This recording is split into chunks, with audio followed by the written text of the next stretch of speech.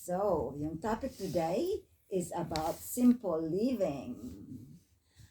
Today, let's talk about simple living, a lifestyle that many are embracing to rediscover joy, calm, and deeper meaning. What is simple living? It's not about giving everything up or living in lack. It's about choosing to focus on what truly matters.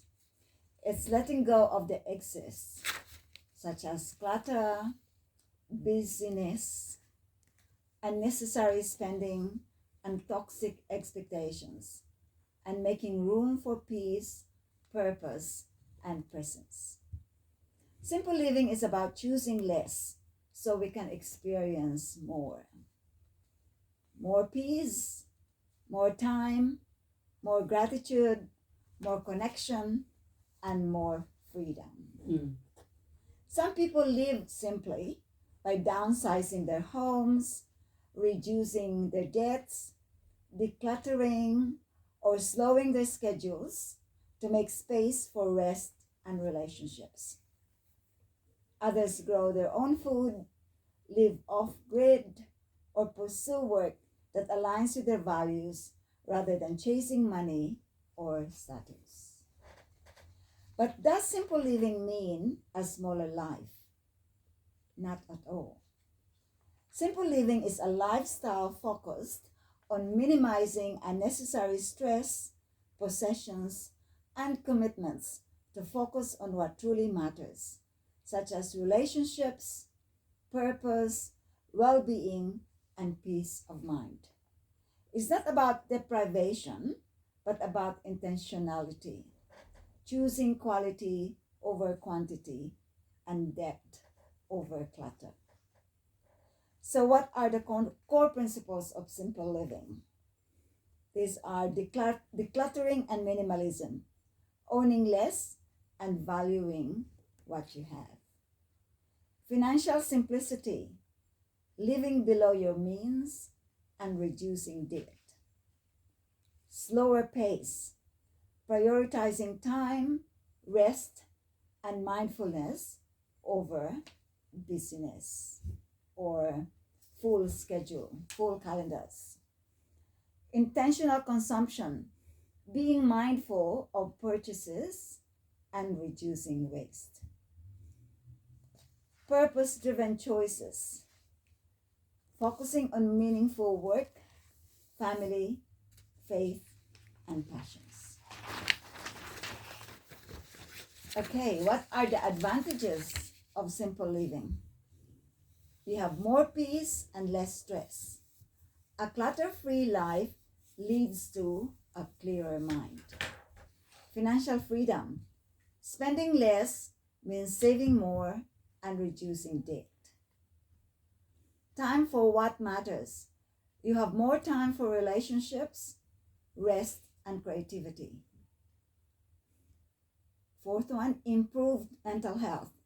Less comparison, pressure, and overwhelm. Next one is environmental impact. Consuming less helps the planet. And last but not least, personal growth. Simplicity allows reflection, spiritual growth, and intentional living. What are the disadvantages of simple living? There is social pressure.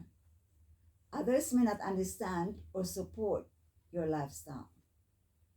Reduced status symbol. Choosing simplicity may mean fewer luxury items or appearances of success. Nag-downsize ka ng bahay, maliit na lang yung bahay mo ngayon. Initial discomfort. Downsizing and changing habits can be emotionally or logistically hard at first. Fewer material pleasures.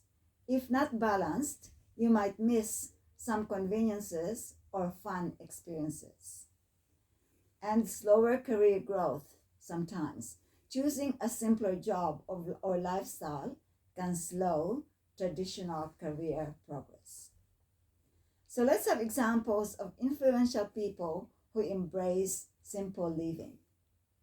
Mother Teresa, She lived with minimal possessions, focused on serving the poor, and left a lasting impact on the world through love and simplicity. There's the minimalist. These are Joshua Fields Milburn and Ryan Nicodemus. They are former corporate professionals who now teach millions about how less is more through books, podcasts, and documentaries. There's Wendell Berry. She's a farmer, poet, and activist who champions a life of simplicity, land stewardship, and community values. Leo Babawuta. He's a blogger and father of 6 who simplified his life, eliminated debt, and built a powerful online influence around simple living and mindfulness. There's also Marie Kondo, who some of us who follow her. Though known for tidying, her philosophy is rooted in intentional, joyful simplicity, inspiring millions to declutter their lives. And I'd like to have one example in our Filipino community. That's Grace Prado, who is my colleague and friend. She has chosen a simple lifestyle in that she is an IT colleague, so relatively she's earning good money, but she has decided to live a simple life, not buy a big house, and just live a simple life. And she regularly helps her family in the Philippines, which for her is very important. And we also have some retirees in our community, which we know, and some of you would know them. I don't have to mention their names, but it's actually funny when I bump into her one time, and then every Tuesday they go to do their shopping. Kasi pag Tuesdays, may discount yung mga pensioners, I think 5%. And then I ask her, what do you do after this? They go shopping, and she said, I only do window shopping. I don't really need, now that I'm older, I don't really need anything anymore. So I think it's a lot easier to be simple when you're older, but then it's really a case-to-case basis. So I'd like to do a call to action. Yeah. But before that, I'd like to ask my colleagues actually, how do you relate to this kind of lifestyle? Are you practicing it already or intending to practice it? Yeah, I'm practicing that already, all right. Especially decluttering. Decluttering. What do you do? How do you declutter? Yung mga, kasi minsan kasi nagduduble-duble yung mga gamit. So sabi ko, pamimigay yan, hindi ko kailangan yun. Kasi parang super dami na sa garage. Yeah. So sabi ko, minsan pinamigay ko or nilagay ko sa bisyo namin. Yeah. So have you only started this year or last year? Or I've been you've been starting doing that for for quite some some time now. So reducing more as I can. Yeah, that's good. Yeah. How about you, Ryan? Oh, Do you relate to this? simple living. Kung synonym mo sa contentment, then yes. Pero Simple living, which is not necessarily acquiring a lot of stuff, because it's so easy to, you have more than one car, more than 2 cars, just because you can and because you want to, or you have more than one plate, like obviously I'm an example of wanting more than one plate, kasi pag meron ka ng plato tapos may nagustuhan kang design, then bibilin mo. yeah. So I think my principle yung iba na if you're taking something in, you have to let go of another one out. Yes. Yeah, tulad na yung mag-arrange ako sa damit ng mga bata. Siyempre natutubuan na nila. So, yung mga magaganda, kahit hindi na kasi pamimigay ko, aanhin ko yun. Para lang mag-reduce yung mga room ng mga bata. Yes, mga ganun. How about your clothes? Yes, I am too. Yes, I'm giving them away as well. So I'm reducing as much as I can kasi now it's not really important to me anymore. Hindi na magkasya pati sa bahay, di ba? Masyado lang marami. Lalo na mga shoes, parang na si Imelda Marcos nito. Yan, shoes, hindi. Akin talagang iniipon ko sapatos ko. Wala ako talaga tapos. Kasi yan lang naman yung fetish ko. Oo, may mga fetish talaga sa shoes. Talaga, you talk about, basta as long as naka-arrange lang siya. Wala when you talk about simple living, it's not just about the financial aspect of things. It's living a simple life. Oh, simple Na, life talaga. so pero at the moment I wouldn't say that I'm living simply kasi dami kong commitments eh. Oo, Yun nga lang. within, So, yeah. yun yung it's not like I said, it's not about finances alone. No, Nabasa It's ko more nga- on personal growth. Nabasa ko nga ditong disadvantage kay Ryan, social pressure.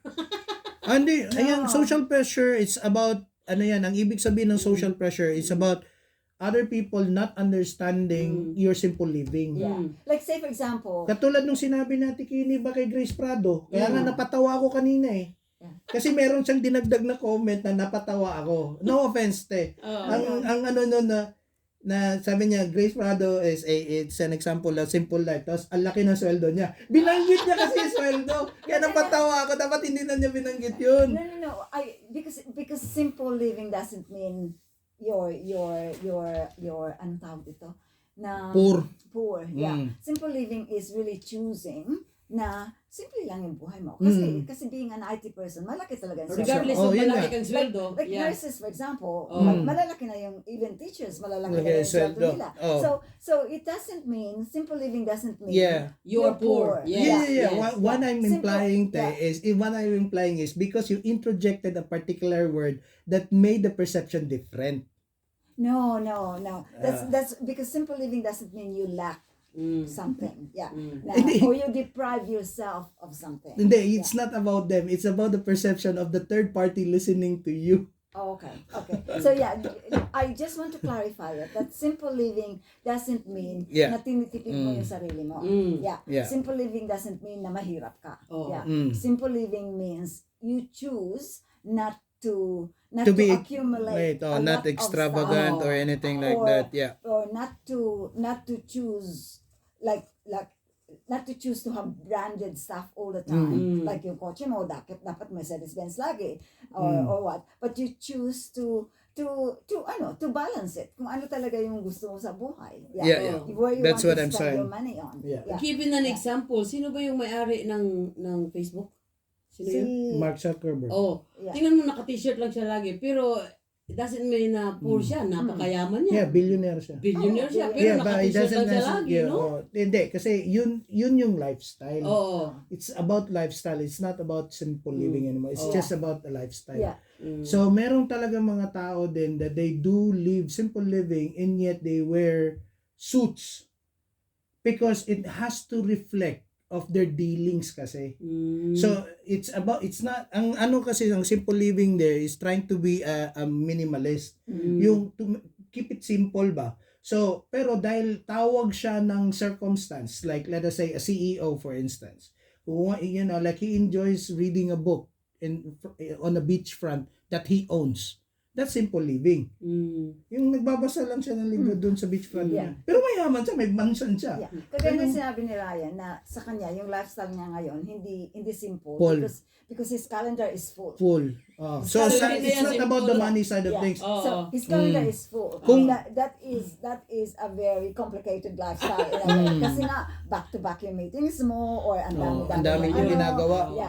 So ang potential effect sa kanya yan is he wouldn't have a lot of rest. He would always be depende sa stress niya. Levels. Over-fatigue ka na. Hindi, sa tolerance. Tolerance ko. Kasi yung iba, kagaya ng risk-taking din. Yung iba, grabe yung ng risk. Okay lang sila na very risky. Pero kasi makita nila yung hindi kasi the higher the risk, the higher the stress. That's a given. Exactly. Pero for those who are taking the risk, yun yung ganun. Kaya nga ako, sabi ko nga, kasi ngayon busy na nga ako. Tapos mag-aaral pa ako this coming semester. Di madadagdagan na naman yung level ng ng stress ko, which will have an accompanying risk. Kung halimbawa tuloy pa rin yung mga ibang roles ko habang nag-aaral ako, baka babagsak ako. Yun lang. So I have to give up something para ma-accommodate ko yung isa. So you can't have everything. Pero at hindi saka yung freedom to be himself. Yes. To So be mawawala na. Mawawala kasi marami committed talaga. Yes, exactly. So yun. Tapos yun nga, yung if you choose to have a high-powered job, for example, that's a choice of, yan yung gusto mong gawin, pero meron kang stress levels din. So, pwede rin simple lang yung trabaho Kung gusto mo. mo talaga, zero stress. Yun ang simple living. So basically, if you look at it in a sort of a biological point of view, ang pinaka less stress talaga yung mga retirees.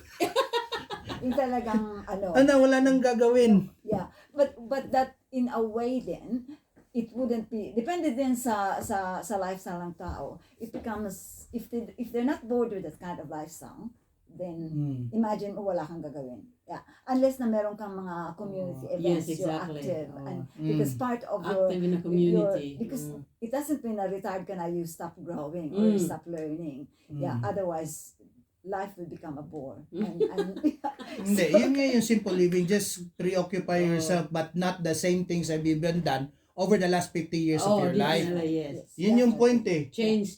Yung change na. So, nag-retire ka pero dahil nawala na yung 8 hours mo na when you used to be really busy for the 8 hours of the 24-hour day, kasi nagtatrabaho ka, tapos bigla na yung nawala kasi nag-retire ka na, you have to fill that hours.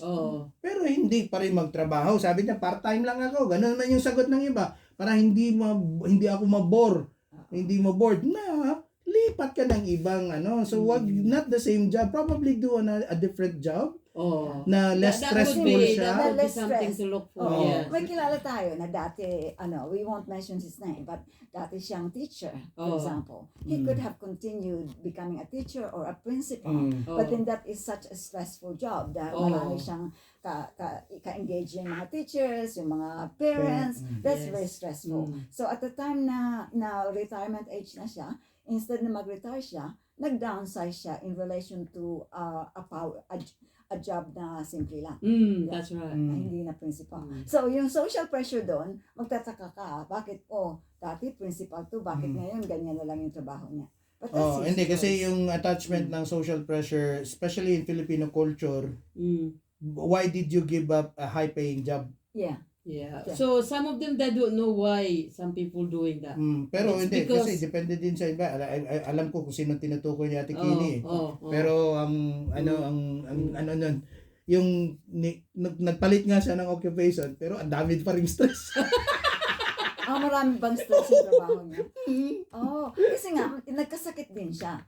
So yun yung mga factors doon. Why would you give up a high-powered job na malaki ang sweldo? Because your health, o gusto mo na mag-relax. And yet, hindi pa rin relax. Pero mag-ingat ka pala sa pipiliin mo. Hindi, kung pipiliin mo na anong lilipatan mo na bisyo.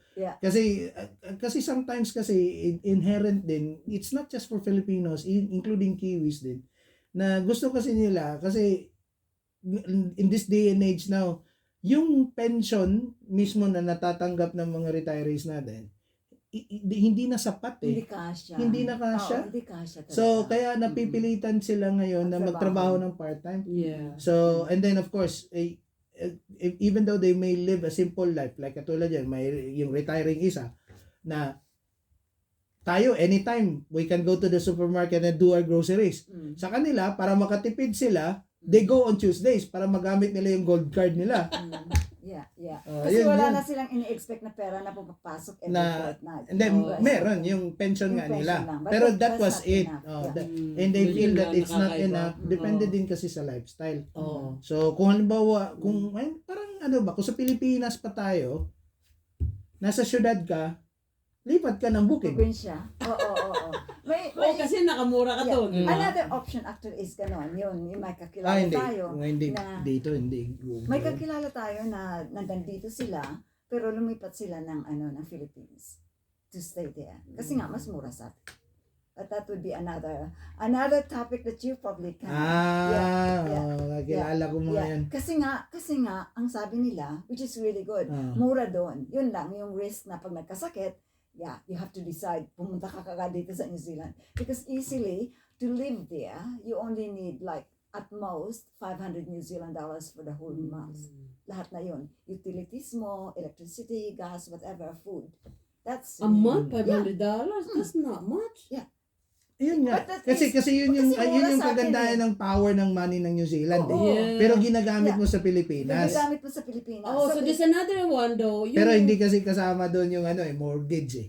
freehold dahil kasi yun. libre na kasi yung kanila. Wala na Oh, sila. so Wala na dapat sila- mayroon ka talagang bahay doon Dapat na may bahay ka doon. Kaso Oo, pero mag-retire uupa ka ka. doon, hindi Oh. Ay, hindi ubra. ka mahirap. Hindi, Yun. hindi ubra. Hirap. Kaya blessing yun dahil Yes, that's it the is. way to go. Tapos yung bahay nila dito, pinaparent nila. So, Oh, galing. So it's not just the pension that is Mm. augmenting them. mm, Kasi pinapaupahan nila yung bahay nila. Yeah. that's right. Wow. So, that's something we can think about. But Something yeah. that I can But- think But about. it's a bit risky dahil nga Mm. sa ano, pag nagkasakit ka, what do you do? Okay lang kung may panahon ka Insurance mo, pumunta ng di ba? Insurance mo doon. Oh, Oh, di I'm ba? not sure. That's something Hindi, we can kung talk about actually. Yeah. Yeah. Ano yung HMO. insurance? Sinabi ko actually yan kay Ambagari, sabi ko, if the Philippines would have some perks for balikbayans Mm. to actually decide to retire in the Philippines, that would be really amazing. Pag binalikan ako, what do you think should be the perks? Maybe good health system. Mm. You're assured na kapag nagkasakit ka. Systemic yan, te. Yeah, pag So, nagkasakit hindi, ka. ang mabigay lang nila, it's no different from ours. So, mas malaki pa nga doon. Dito, 5% lang nga yung gold card natin eh. Oo, mas malaki. Doon, mas 15% actually doon. Oo. 15% ang senior citizens card doon. Akala ko Ooh. nga, right, 30 eh. 15 lang. Yung, pag kumain ka, ang laki ng discount. Oh, 15, Tapos 15. every week may libre ka pang sine. Tapos meron ka pang separate queue pag pumunta ka ng toilet. Yung toilet. Oo, separate na queue. May queue ang seniors. Mm. Oh, wow. Treated well talaga yung seniors doon, which is really amazing. It's Yun yung sinasabi ni Amba na perks. No, he asked me when I told him, Yeah. if you could work on some perks in the Philippines to invite or to attract retirees here, especially Filipino or mixed couples, for them to choose to retire in the Philippines rather than here, Mm. that would be amazing. Yun nga, kaya tinanong kanya kung ano yung mga perks. tinanong niya ako kung So, yun kung ano yung yung gusto kong perks. Kaya ang sinabi ko yung health, kung sigurado na pag nagkasakit ka, walang problema. Hindi, kasi yun, meron na tayo niyan, te. Okay. Yung PhilHealth, Yeah. mag-subscribe ka lang. Okay. patay, wala ng pirang PhilHealth eh. Paano yan? Ibang usapan na yun. Ibang Okay, usapan na yun. I better continue on. Yeah, so call to action is reflect on the kind of life you live now. Do you practice the core principles of simple living? If not, what steps can you do this coming week to simplify your life in exchange to make it more meaningful and impactful to your family, friends, and community? If this topic enlightened or inspired you, please send us a text through Ryan or make a comment on FB once our show is uploaded. Okay, before tayo magtapos, I'd just like to greet my colleague who is always listening to us. Grace, thank you so much for always listening to us. Thank you for being involved in our riddles. And last but not least, thank you for sharing a bit of your insights on what simple living means. Yes, it's very commendable. Okay. This is Kinnie Vermeulen. I'd like to say goodbye for now. And my co-host. Yes, this is Rica Bispiras. Nagpapaalam po sa inyo and we'll see you again next Monday. And ito po inyong lingkod, Ryan Soriano. Mag-apologize ako in advance for the next 2 Mondays. Wala po ako. So, itong lovely ladies will have the floor to themselves. Okay. So, ito yung aming last song for you guys. Gomamela. Oh, What's that in Gomamela? English? Yeah. Tanong na bulaklak mo yan, gumamela. Gomamela by Jairi Lim. Here oh, you hindi ko pa go. narinig yun.